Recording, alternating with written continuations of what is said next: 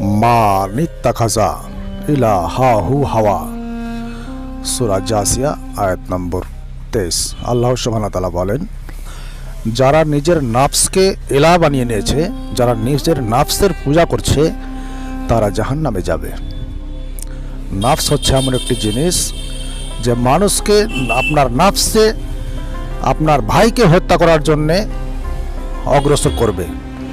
আপনার নাফস বলবে যে তুমি অন্যর মতো টাকাওয়ালা পয়সাওয়ালা হয়ে যাও। তোমার নাফস বলবে তুমি জেনা ব্যভিচারে লিপ্ত হও। তোমার নাফস তোমাকে সবসময় জাহান্নামের দিকে টান মারবে।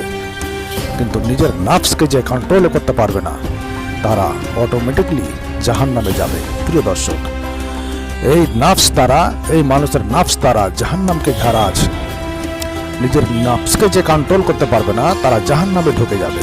আল্লাহ তাআলা বলেন সূরা জাসিয়া আয়াত নম্বর 23 যে যারা নিজের নাফসকে কন্ট্রোল করতে পারবে না, যারা নিজের নাফসের পূজা করবে, যারা নিজের নাফসকে ইলাহ বানিয়ে নেবে, রব বানিয়ে নেবে, তারা কখনো সঠিক পথে আসতে পারবে না।